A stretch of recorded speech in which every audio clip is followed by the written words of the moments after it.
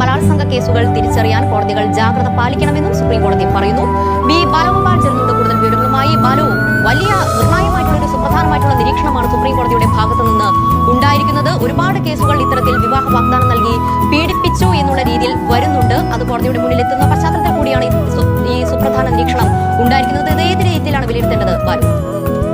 വളരെ സുപ്രധാനമായ ഉത്തരവാണ് സുപ്രീംകോടതിയുടെ ഭാഗത്ത് നിന്ന് ഈ വിഷയവുമായി ബന്ധപ്പെട്ട് ഉണ്ടായിരിക്കുന്നത്. ഇത് ഈ കേസ് എന്ന് പറഞ്ഞു കഴിഞ്ഞാൽ ഒരു അഭിഭാഷകനെതിരെ വനിതാ അഭിഭാഷകൻ നൽകിയ കേസ് റദ്ദാക്കിക്കൊണ്ടാണ് നൽകിയ ബലാത്സംഗ കേസ് റദ്ദാക്കിക്കൊണ്ടാണ് സുപ്രീംകോടതിയിൽ നിന്ന് സുപ്രധാനമായ ഈ ഉത്തരവ് ഉണ്ടായിരിക്കുന്നത്. ഈ വനിതാ അഭിഭാഷകൻ തന്റെ വിവാഹ ബന്ധം നിലനിൽക്കെ ഈ അഭിഭാഷകനുമായി ബന്ധത്തിൽ ഏർപ്പെട്ടിരുന്നു. എന്നിട്ട് ആ ബന്ധത്തിൽ ഏർപ്പെടുന്ന സമയത്ത് ഈ തന്നെ വിവാഹ വാഗ്ദാനം നൽകിയാണ് ലൈംഗികമായി ഈ അഭിഭാഷകൻ പീഡിപ്പിച്ചതെന്നായിരുന്നു വനിതാ അഭിഭാഷകൻ നൽകിയിരുന്ന ബലാത്സംഗ പരാതിയിൽ പറഞ്ഞിരുന്നത്. പിന്നീട് തന്നെ പറ്റിച്ചു എന്നായിരുന്നു ഈ പരാതിയിൽ പറഞ്ഞിരുന്നത്. തുടർന്ന് ഈ ബലാത്സംഗ കേസ് പോലീസ് രജിസ്റ്റർ ചെയ്യുകയും ചെയ്തിരുന്നു. ഈ കേസ് റദ്ദാക്കിക്കൊണ്ടാണ് ജസ്റ്റിസുമാരായ BB നാഗരത്നയും ഉജ്വൽ ഭുയാനും അടങ്ങുന്ന സുപ്രീം കോടതി ബെഞ്ച് സുപ്രധാനമായ ഈ ഉത്തരവ് പുറപ്പെടുവിച്ചിരിക്കുന്നത്. ഈ ഉത്തരവിൽ കോടതി പറഞ്ഞിരിക്കുന്നത് 1955 ഹിന്ദു വിവാഹ നിയമത്തിലെ 5 വകുപ്പിലെ 1-ാം ഉപവകുപ്പ് പ്രകാരം വിവാഹിതരായ ഒരാൾക്ക്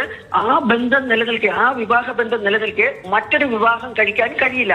അതുകൊണ്ട് തന്നെ ഇത്തരത്തിൽ ഈ വിവാഹ വാഗ്ദാനം നൽകിയാണ് ഈ ഒരു ബന്ധം നിലനിൽക്കുമ്പോൾ വിവാഹ വാഗ്ദാനം നൽകിയ മറ്റൊരു ആളുമായി ലൈംഗിക ബന്ധത്തിൽ ഏർപ്പെട്ടതിന് ശേഷം അതിനെ ബലാത്സംഗം എന്ന് വിലയിരുത്താൻ വേണ്ടി കഴിയില്ല എന്നാണ് സുപ്രീം കോടതി ചൂണ്ടിക്കാണിച്ചത്.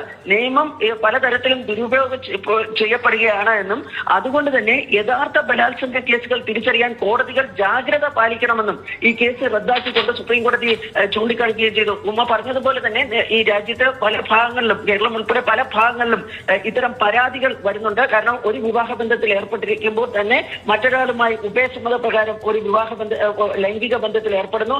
തുടർന്ന് ഈ വിവാഹ വാഗ്ദാനം നൽകിയതിനാലാണ് അത്തരത്തിൽ ഈ ലൈംഗിക ബന്ധത്തിൽ ഏർപ്പെട്ടതെന്ന പരാതി പറയുന്നു. ആ പരാതിയുടെ അടിസ്ഥാനത്തിൽ പിന്നീട് ബലാത്സംഗ കേസുകൾ വരുന്നു. ഇത് വലിയ കോളിളക്കമൊക്കെ സൃഷ്ടിക്കുന്നതിനിടയിലാണ് സുപ്രീം കോടതി.